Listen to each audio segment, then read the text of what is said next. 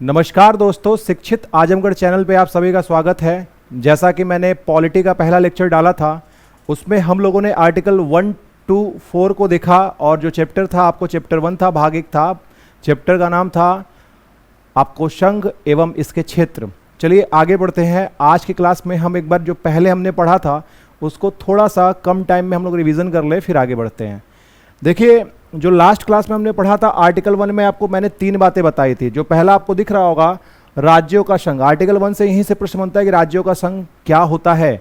तो भारत के संदर्भ में जो राज्य होते हैं वो विभाज्य होते हैं, मतलब राज्य को तोड़ा जा सकता है। 2 हैं, 4 हैं, 10 हैं। जैसे आप सुनते होंगे 14 राज्य थे, 14 से क्या हो गए, 28 हो गए वर्तमान में। ठीक है, तो राज्यों के संघ का मतलब विभाजित राज्यों का अविभाजित संघ। ये पूछा गया एग्जाम में, इस बात को याद रखिएगा। अब इन 28 राज्यों का जिक्र कहां पर है और जो 8 केंद्र शासित प्रदेश है इनका जिक्र कहां पर है, ये है अनुसूची 1 में। ये भी मैंने आपको बता दिया था। ठीक है, इसका पीडीएफ टेलीग्राम चैनल पे मिल जाएगा, अभी लास्ट में आपको टेलीग्राम चैनल में बता दूंगा।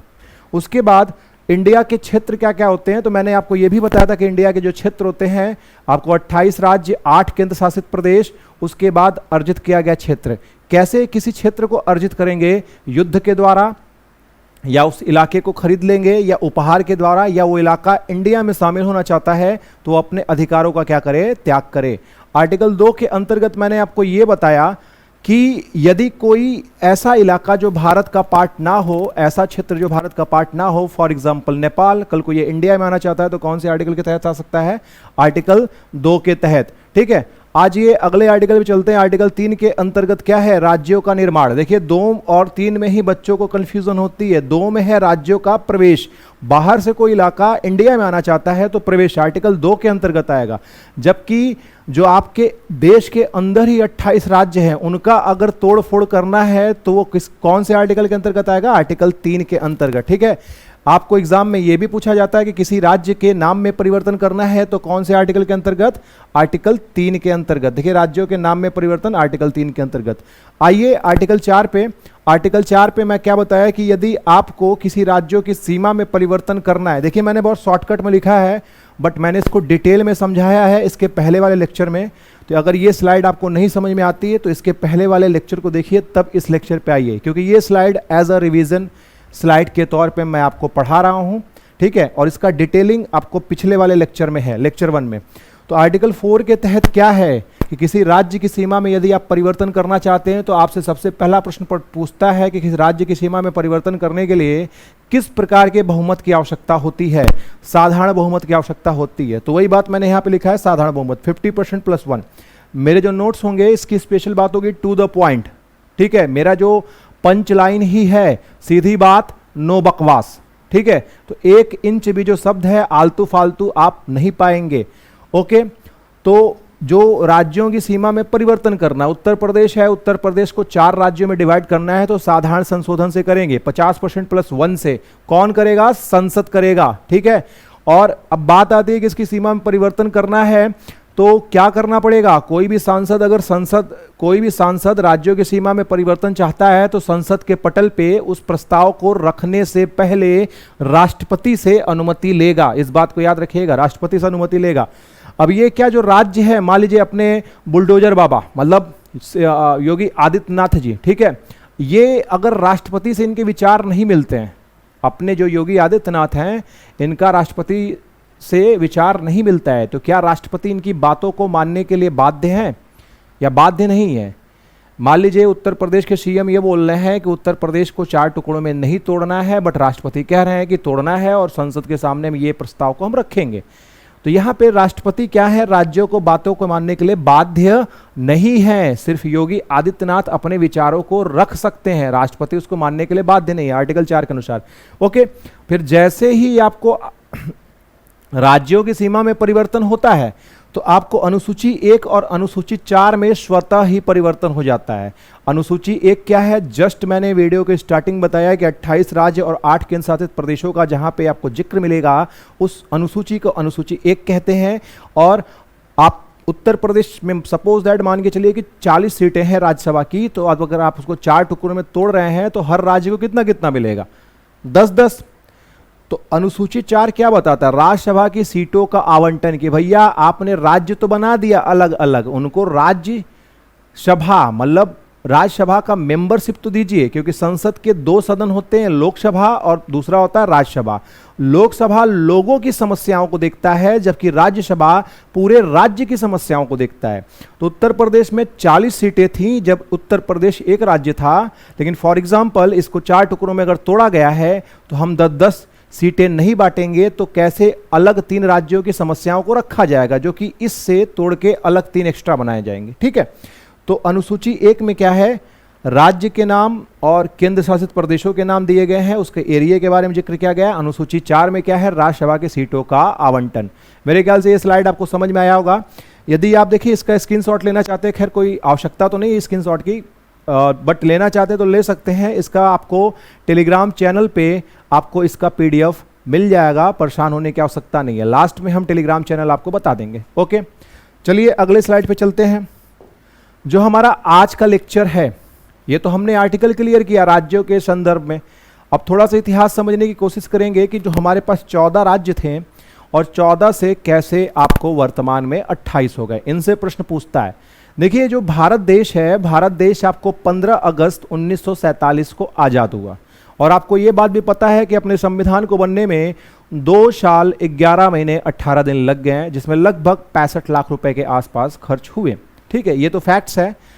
लेकिन जब आपको इतना टाइम लगा, 2 साल 11 महीने 18 दिन, तो इसमें चैलेंजेस कई सारे थी, कई सारी समस्याएं थी। पहले बात तो देश के सामने ये चैलेंज था कि भाई जो 565 रियासत है, अपना जो देश है वो 565 भागों में टूटा पड़ा है, इसको कैसे एक करें। उसी समय देश के सामने दूसरा एक चैलेंज आके खड़ा हो जाता है। वो चैलेंज रहता है कि क्या भाषा के आधार पर राज्यों का विभाजन हो सकता है।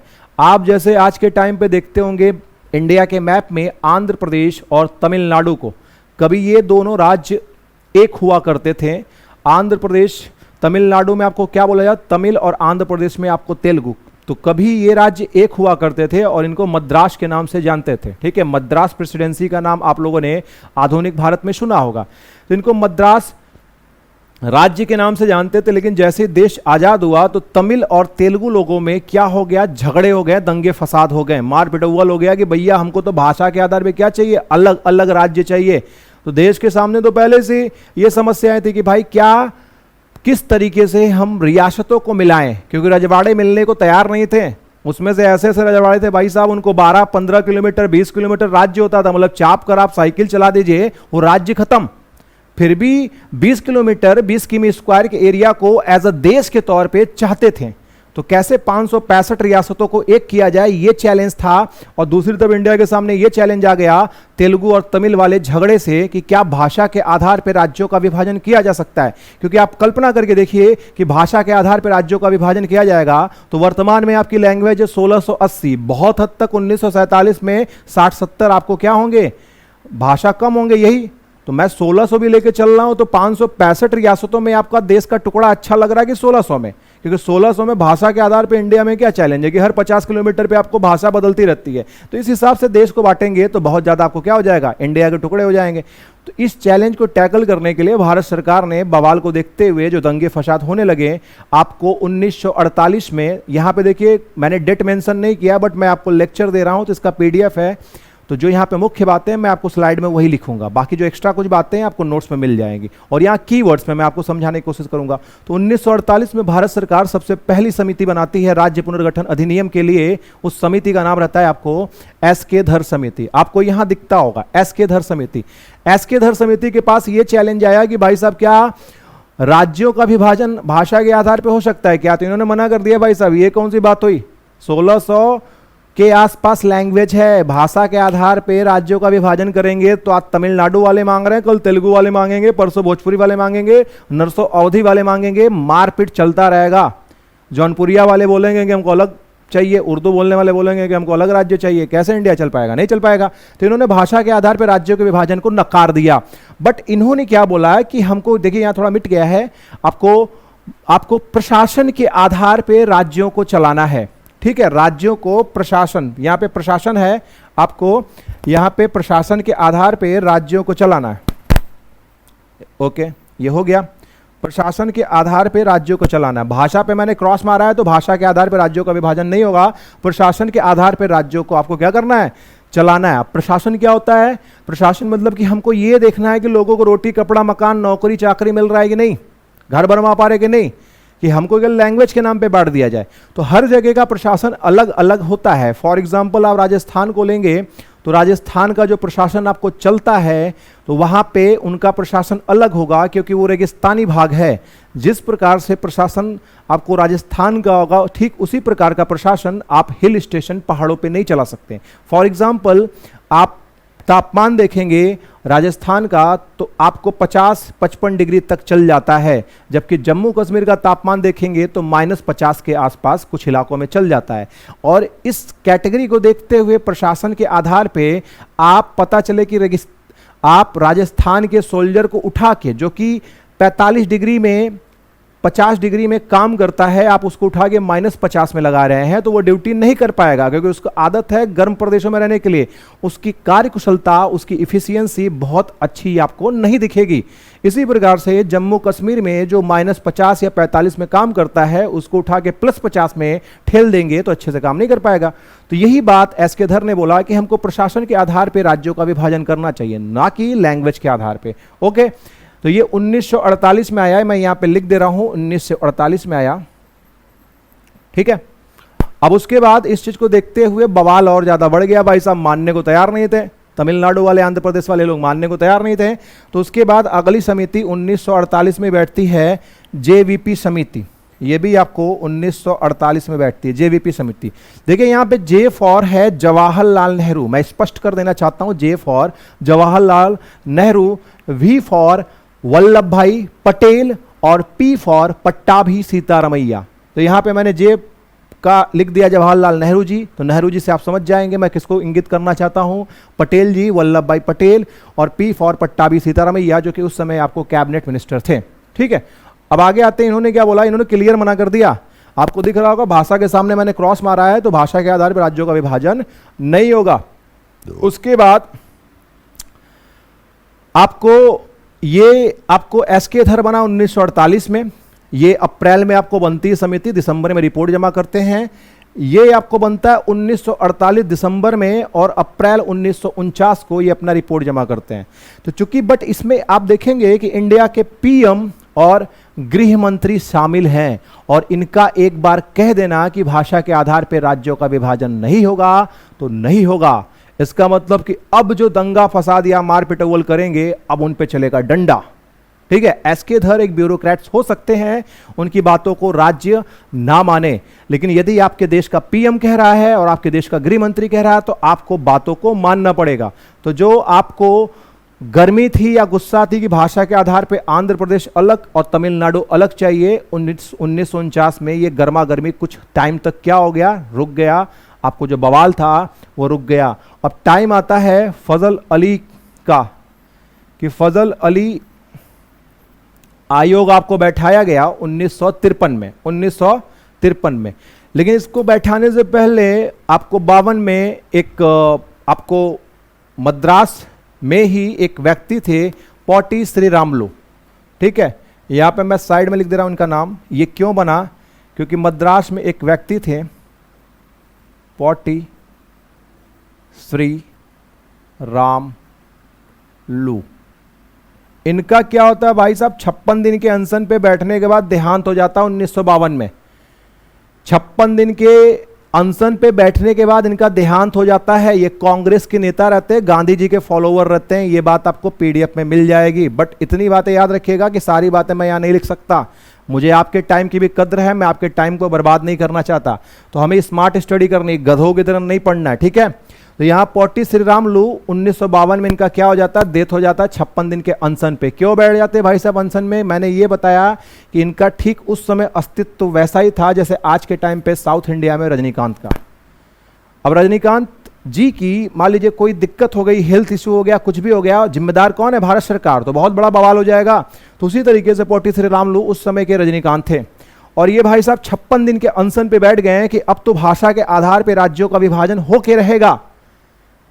और 56 दिन के बाद होता क्या है, इनकी मौत हो जाती है, जिसके बाद जो बवाल है वो बहुत ज्यादा बढ़ जाता है। इसको रोकने के लिए भारत सरकार क्या होती है, असफल होती है बुरी तरीके से।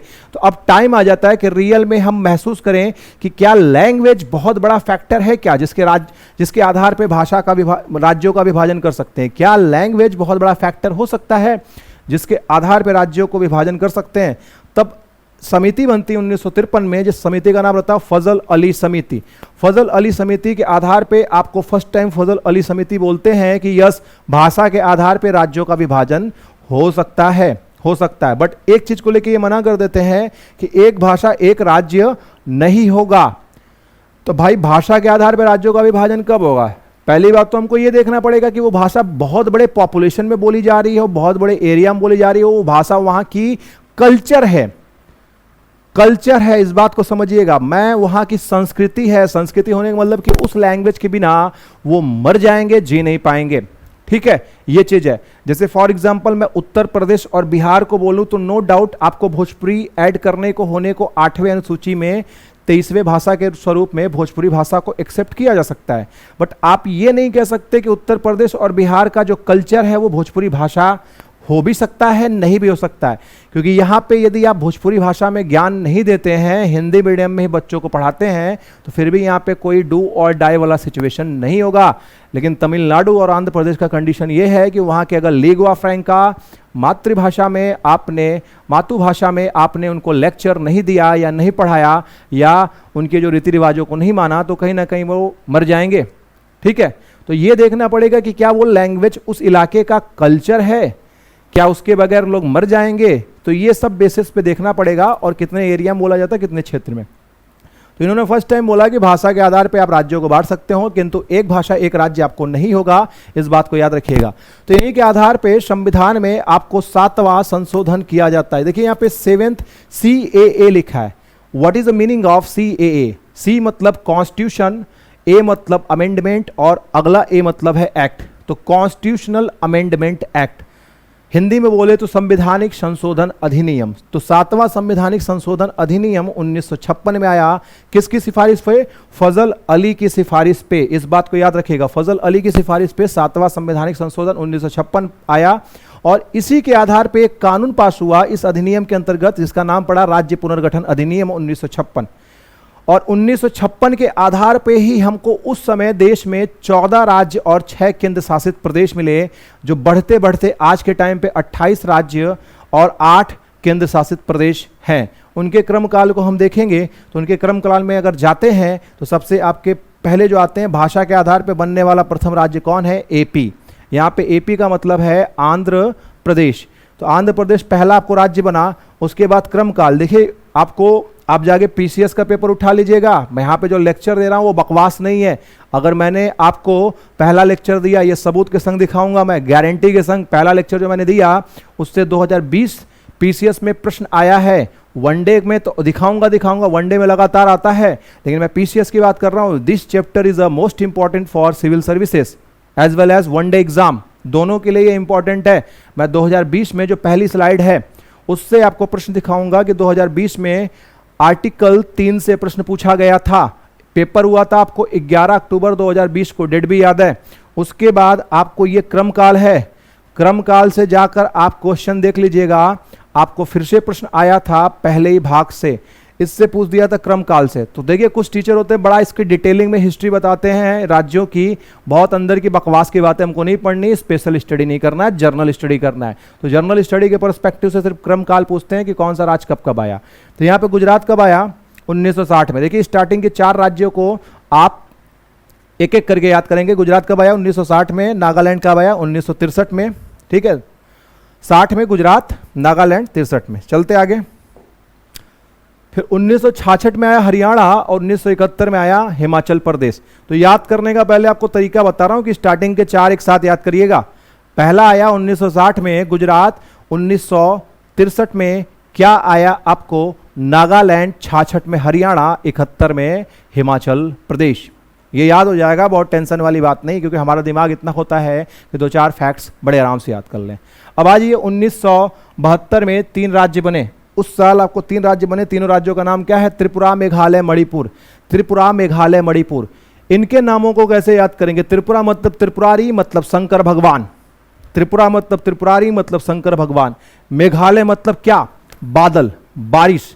तो बारिश हो रही है, त्रिपुरारी नाच रहे हैं, ठीक है, बारिश हो रही है, त्रिपुरारी क्या कर रहे हैं? नाच रहे हैं। और जब नाच रहे हैं तो मणि चमक रही है। मणि किसकी? नागमणि, नाग जो उनके गले में नाग लपटा पड़ा है, ठीक है।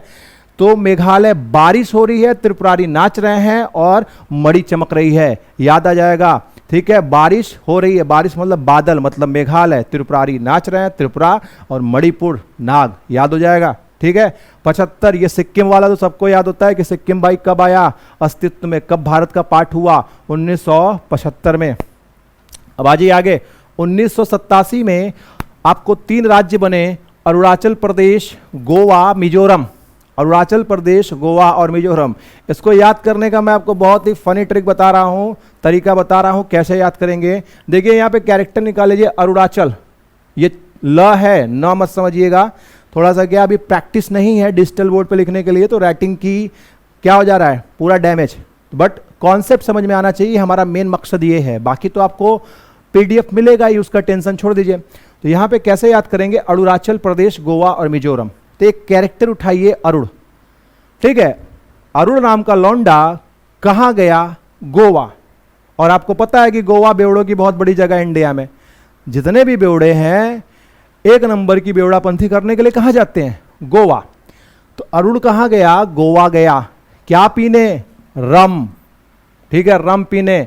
रम मतलब क्या? दारू होता है, गन्ने से बनी दारू को क्या बोलते हैं? रम बोलते हैं। मैगडी के रम पीने अरुण कहाँ गया? गोवा। याद कर लेंगे 87 में कि भैया अरुण गया था गोवा, तो अरुण मतलब अरुणाचल प्रदेश, गोवा गया था क्या करने? नशा करने। कौन सा नशा? रम का, गन्ने की दारू का, ठीक है ना। अब आज ये 2000 में 3 राज्य बने, ये अधिकतर बच्चों को याद होता है, तो इसमें मैं कोई भी ट्रिक नहीं बताऊंगा। यहाँ पे CH का मतलब क्या है? देखिए यहाँ पे HP का मतलब हिमाचल प्रदेश, बात याद रखिएगा। अगर शॉर्ट फॉर्म नहीं पता है तो पता करने की कोशिश करिए। HP मतलब क्या? हिमाचल प्रदेश। CH मतलब क्या? छत्तीसगढ़। UK मतलब क्या? यूनाइटेड किंगडम नहीं, उत्तराखंड। JH मतलब क्या? झारखंड।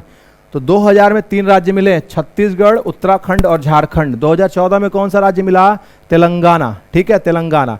अब आइए यूटी को भी देख लें, इनके क्रम कालों को कभी कभी पूछा जा सकता है। 1956 में आपको मिलते हैं लक्षद्वीप, जो केंद्र शासित प्रदेश है। अगला A&N द्वीप समूह। A&N द्वीप समूह मतलब क्या? अंडमान और निकोबार द्वीप समूह, ठीक है, अंडमान और निकोबार द्वीप समूह।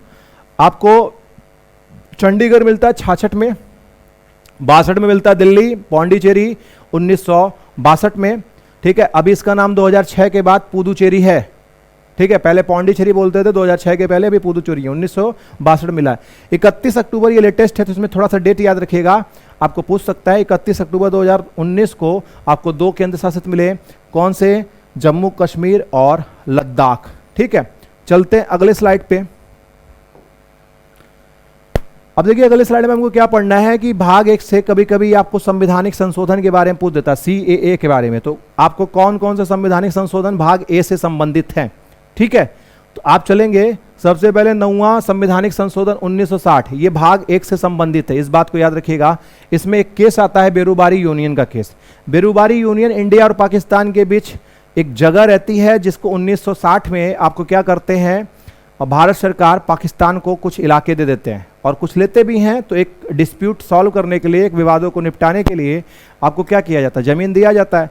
तो आप लोगों को मैंने आर्टिकल 1 पढ़ाया था, जस्ट अभी रिवीजन भी करवाया। आर्टिकल 1 के अनुसार क्या था कि भारत राज्यों का संघ होगा, मतलब राज्य को तोड़ सकते हैं, देश को नहीं तोड़ सकते हैं, इस बात को याद रखिएगा। राज्य टूट सकता है, राज्य का कोई अस्तित्व नहीं है।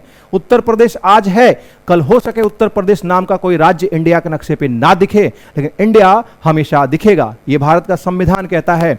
तो राज्यों के संघ का मतलब क्या है कि राज्य को तोड़ सकते, संघ को नहीं छोड़ सकते। इसका मतलब क्या है कि देश का 1 इंच जमीन भी किसी दूसरे को नहीं देंगे, जिसको देंगे पटक कर इंडिया वाले मारने लगेंगे। आर्टिकल 1 यही बोलता है।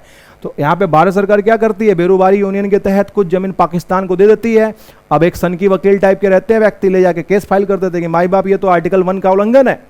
आर्टिकल 1 में तो क्लियर लिख रखा है कि भारत अर्थात इंडिया राज्यों का संघ होगा और दुनिया में कोई भी माई का लाल 1 इंच जमीन किसी दूसरे देश को नहीं दे सकता है। सुप्रीम कोर्ट भी सोचता है कि यस यार, दिक्कत वाली बात तो है।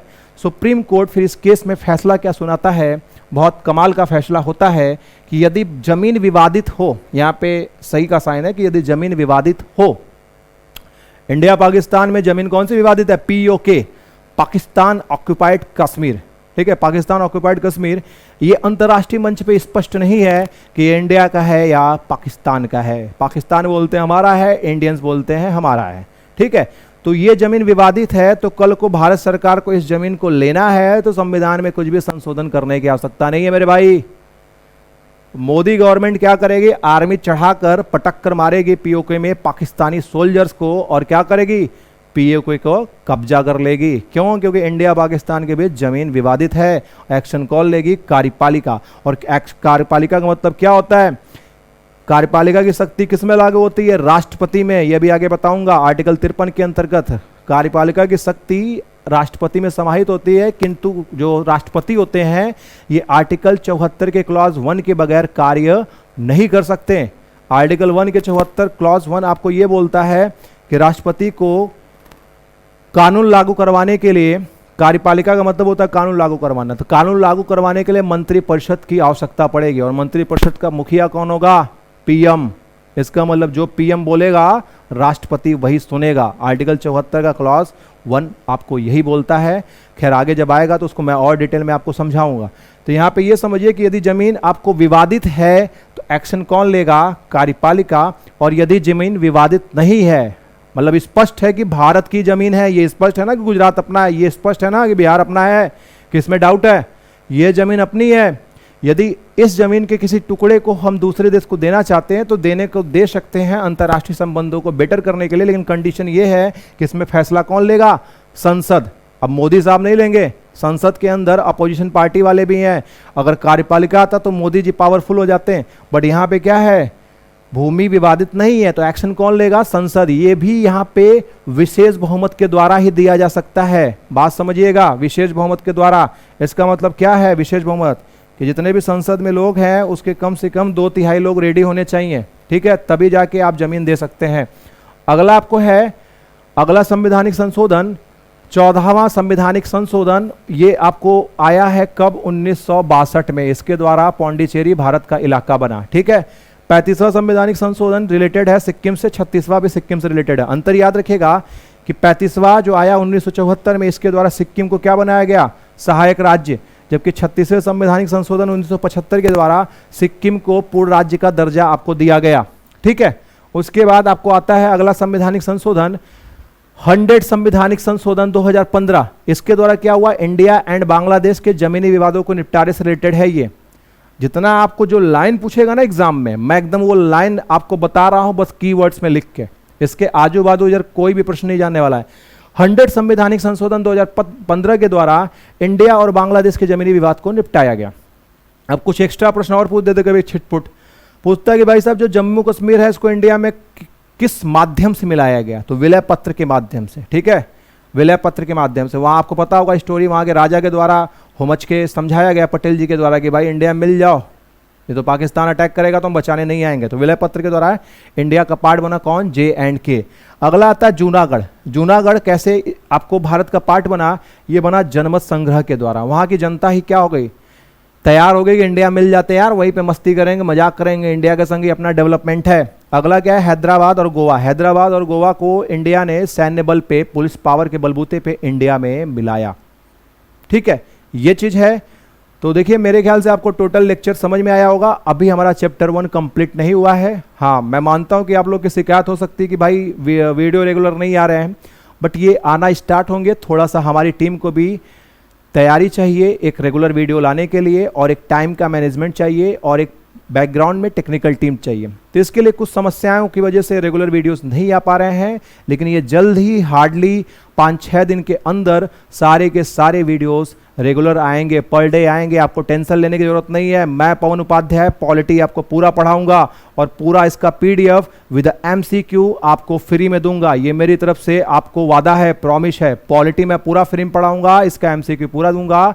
कौन से स्टैंडर्ड, जो ये लेक्चर होंगे ये कौन से ऑडियंस को डेडिकेटेड है। आप वनडे से लेकर सिविल तक, आईएएस तक की गारंटी ले रहा हूं, आप उसके प्रीलिम्स तक में बैठिएगा। अगर मेरा पढ़ाया हुआ नहीं फंसा और आपने वहां के प्रश्नों को नहीं सॉल्व किया तो मेरा नाम बदल दीजिएगा, ठीक है। और इसका पीडीएफ एमसीक्यू आपको मिलेगा, इसको लेकर आपको डिस्टर्ब होने की आवश्यकता नहीं है। दूसरी बात कि मैं एक रेगुलर वीडियो और आपको पर डे लेकर आऊंगा जो होगा एनसीईआरटी की सीरीज। एनसीईआरटी की सीरीज क्लास 6 से लेकर 12 तक। नो डाउट बहुत सारे लोगों ने डाला है, बट अपने को क्या है, अपने को अपने तरफ से 100% देना है, ठीक है। बाकी पसंद करना ना पसंद करना ये आपके ऊपर छोड़ दिया है।